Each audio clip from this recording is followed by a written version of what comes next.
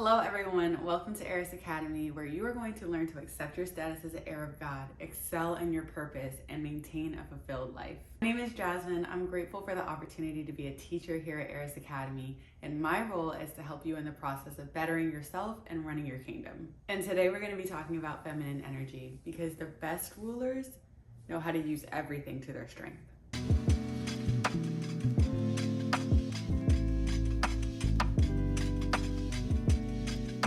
So if you're new here, we're currently in our final installment of the Womanhood 101 series. There's 3 pillars of the 101 series. It's Christianity, womanhood, and refinement. We're in womanhood right now. We finished the final installment of Christianity last week, and then the final refinement, not last week, the week before. I'm so sorry for missing you guys. Last week took me out. It was a lot. It was our anniversary. I got sick. There was just a lot going on, but I'm back. I'm happy to be here. The Christianity installment was the week before last week, or the last video. And then the final refinement installment is going to be next week. And then we're moving to a new topic, a new series. But today we're finishing up womanhood, and I feel like it is perfect to talk about feminine energy, because I feel like feminine energy is just using your womanhood to its strengths. So we're going to be talking about 5 things that are going to launch you into your feminine energy journey. 5 places where it's a really good place to start, and it's a foundational aspect. That way when you go look at any other feminine energy videos, feminine energy content, you're gonna feel like you're in the right place. It's very easy to end up on the wrong side of feminine energy content, because a lot of it comes from a place of hurt and manipulation, but we're coming from a place of healing, a place of our natural embodiment of feminine energy, and I'm really excited to talk about it. So what is feminine energy? Feminine energy is you at your most healed, at your most authentic, at your most glowing and flowing place. Imagine you when you're with like just your close girlfriends or close friends and family that you really, really trust, and you're just at your happiest, your most healed. It's you before you went through whatever event that kind of shook you up, where you're like, I don't really feel like myself anymore. That is you in your feminine energy. So, number 1, the most important, well, I was gonna say most important, but all of these are important. One of the most important things to remember is that you already are feminine. Sometimes when we're starting this journey, we're like, okay, we're researching how to be feminine, how to become feminine, how to be feminine energy, but it's already an embodiment of who you are. My personal belief is when God created all of us, He created all of us with aspects of femininity and masculinity.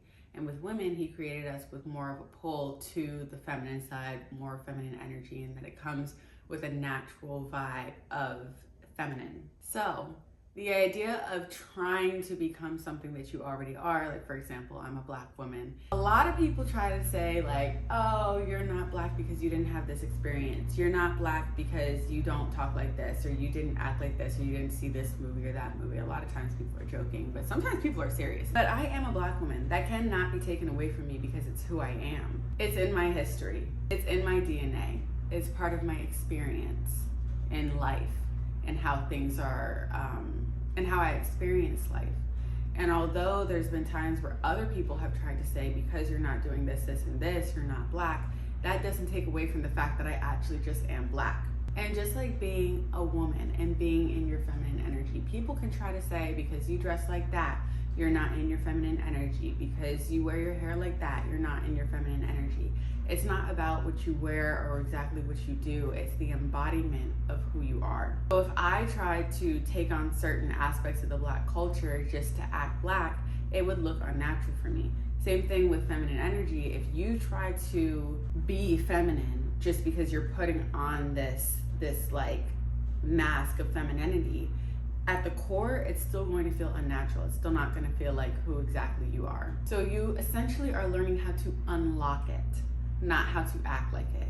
You're learning how to just be that side of yourself and embrace that side of yourself.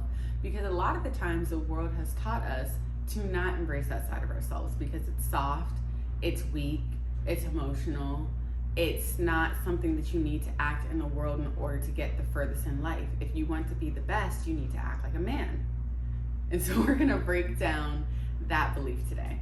So moving on to number 2, femininity or masculinity is not negative. And we have to break that belief because we live in a culture of such like, I hate men, I can't stand men, like I'm trying to be as far away from men as possible, which I get. But at the same time, that has kind of trained us to believe that masculinity and masculine energy is not good.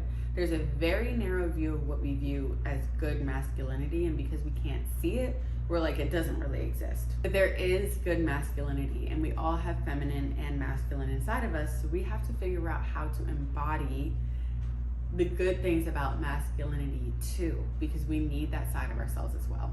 So feminine is feeling, it's flow, it's receiving.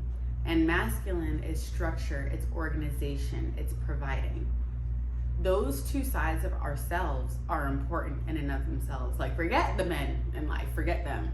In ourselves, we have certain things that allow us to operate well in life. If we were always in our feminine energy, we would never get anything done. And if we were always in our masculinity, we wouldn't be able to have feeling, we wouldn't be able to have fun. And the purpose of doing all that work and all that providing would be for nothing, because we weren't able to receive it and to just relax in life and to enjoy the beautiful things. So that's number 2. Femininity and masculinity are important. Moving on to number 3. To truly lean into feminine energy and to really start this journey, or to continue in this journey, you have to heal out of survival mode. Now, what is survival mode? Survival mode is that state that your body is in when it does not feel safe. Traditionally, like, the idea is like when we're out in the wild, there's a certain mode that switches on when we're in danger and we feel like we're running for our lives. Everything that's not important shuts down. So like our digestive system shuts down. Sometimes our feelings shut down because we don't have time to do anything but to have that adrenaline pumping to keep us focused on staying alive. We're meant to live in that state in short bursts of our lives, but we end up being stuck in that mode because we never end up feeling safe and healing what we need to heal. Oh, in the past, when you could see that the threat was actually neutralized, like there was no longer a bear behind you, then you could relax. We don't have all the time with whatever experience we went through something that says, oh, there's nothing chasing me anymore. Like, oh, I'm safe. And because we never heal that, we're never able to heal. We're never able to move on from that experience. So you can't be in a flow and a receiving, because feminine energy requires safety. Being feminine requires, like, when God created us, oh, this is the Holy Spirit. When God created us, everything was already set up and in motion. Like, he placed us in the garden in a place of safety. So that is our natural state of being. Protected, provided for, safe, abundant. That's how God created us naturally to be. So when we're out of that state, it's harder to be connected to our true authentic selves because we're not in our natural state already. So the 3 quick tips I'm gonna give you to get out of survival mode, and there's much deeper work that you can do in each of these things, is number 1, slow down. Slow down. Slowing down, if anything, is going to show you that you actually are in a survival mode. That needs to always rush, they need to have something done, they need to do everything as quickly as possible, and I have to hurry up and do something. You don't have to do that. And it will show you like, oh dang, my body really is in a rushing state and I see what she needs, where it's like I constantly am running. So slow down, because life is meant to be enjoyed, it's meant to be lived, and that's gonna put you like that slow down, leaned back state is already going to put you in your feminine energy more. 2, catch your triggers. Start to realize when you are feeling triggered. For example, again, for me, I realized that like people calling out my blackness is a trigger for me. And there's something that I need to heal in there where I'm like, let me embrace exactly who I am and not worry about other people's opinions on my experience. So that is a trigger. Or catch if when someone's yelling at you, that's a trigger. Why are these things triggering me? Because those triggers are a hint at what needs to be healed. And 3, intentionally heal. Intentionally. Like, work through whatever you need to work through. Journal, go to therapy, talk to a friend, pray, fast, like ask God for help in healing, because he's the healer. Like, he definitely can heal you. Number 4, feminine energy is a blessing. Okay, this was very hard for me to learn because I'm like, if you're in your feminine energy and it's about receiving and it's about flowing, and when it comes to its relationship with men and how they are naturally, when they're naturally in their feminine energy, they naturally want to provide.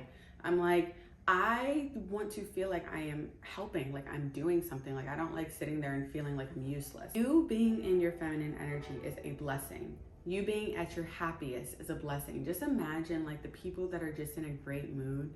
And although like you may not be having the best of day, the people that are like, oh my gosh, hey, what's up, so-and-so? And they just like pick you up and they just put you in that space of just feeling good with them. That is what feminine energy does.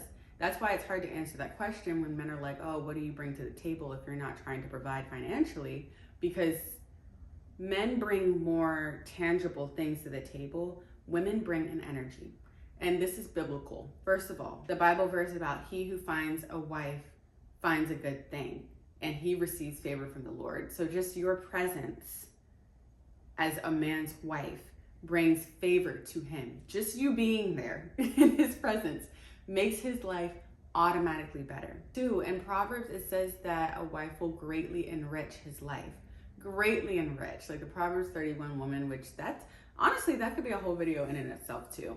But the Proverbs 31 woman greatly enriches his life. Not just like, oh, it's a little better, like greatly. 3, also somewhere in Proverbs, I'm gonna find the verse. It says that like the wife is like a fountain. Let her be a fountain of blessing. Like that's a continuous flow, like feminine energy. That's a continuous flow of blessing in a man's life. And it's possible to be a continuous flow when you're actually flowing, when you're in that safe, authentic state of yourself. Number 4, when God describes us as a helper in Genesis, like, oh, I'm gonna make a helper suitable for you, he is describing the same word that he uses for helper for the woman is the same word that he uses helper for the Holy Spirit.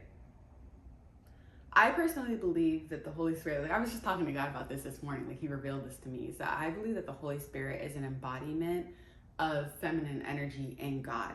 Like the Holy Spirit flows. The Holy Spirit doesn't push you to do things, but just has a gentle nudging.